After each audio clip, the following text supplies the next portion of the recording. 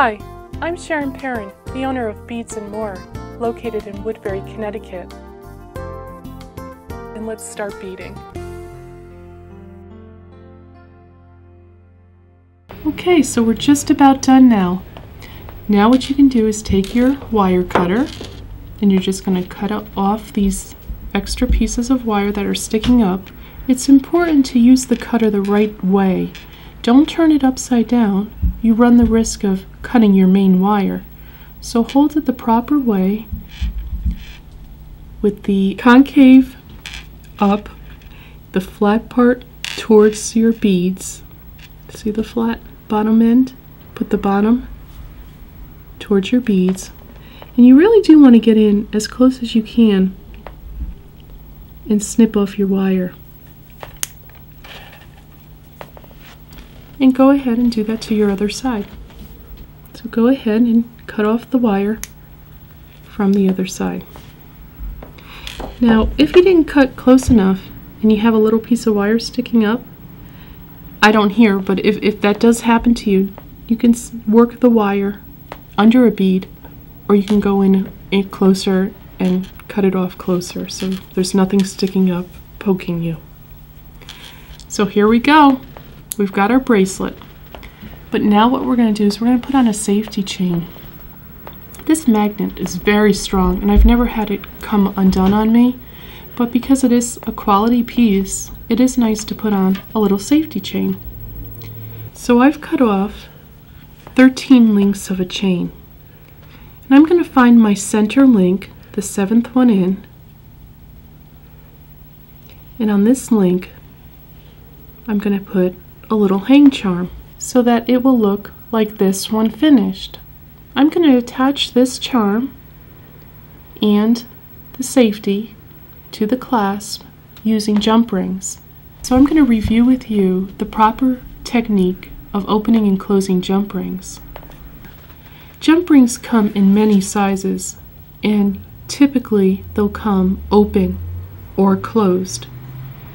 This is a 4mm open jump ring, and you have to look and find the opening, and if you cannot see it, you may have to feel for it. Using the flat nose pliers, and I'm going to use both my flat squared off plier and my tapered, which I'm holding the jump ring with, and I'm going to position the plier on each side of the jump ring.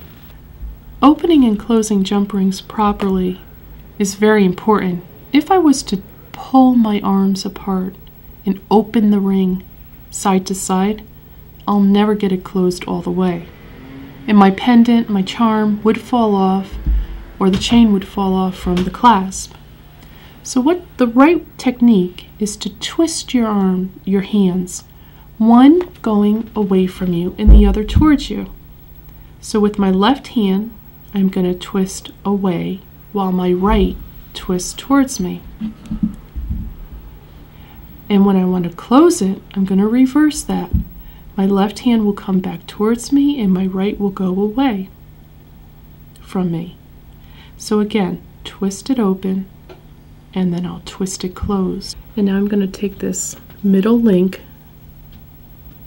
and I'm going to hook that on too.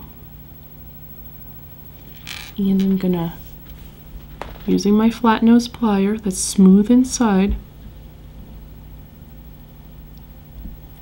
I'm going to twist it closed. Now, when you twist it closed, you want to hear a click, which I just heard. Or you want to be able to feel the ring rub against itself. That's called hardening the wire, and it's a good thing. It strengthens the wire. It's kind of like a physical reaction that happens. So they'll say go for the click, go for the rub when you close the jump ring, because it's going to strengthen that silver in that spot. If you overwork silver and you go back and forth, back and forth, back and forth, you will end up weakening it. So now we have our safety chain with an attached charm hanging from the middle. So now all we have to do is take our other two jump rings, repeat the process, first, find where the opening is. And the better quality the jump ring is, the harder it will be for you to find its opening, because that means it was cut very cleanly. So we twisted it open, and now we're going to hook on one end of our safety chain.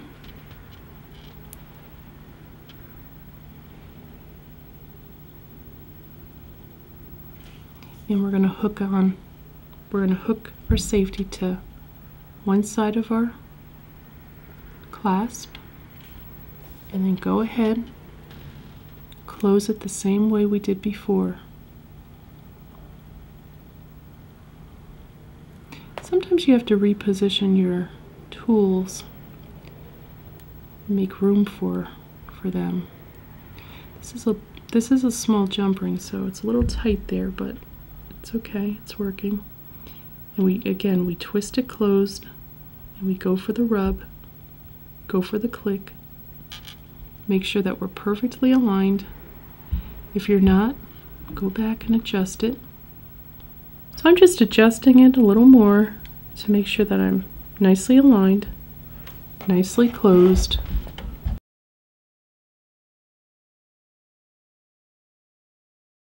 One more jump ring to open. We're going to go ahead, same way.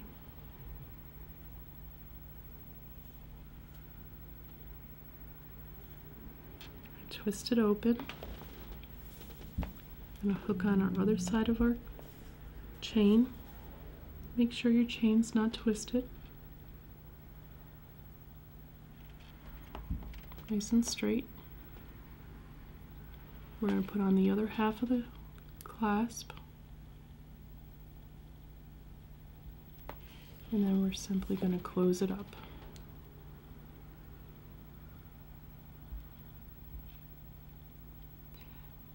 Let the ends meet, rub against each other. Adjust it if you have to make sure that you're perfectly closed. And there you go.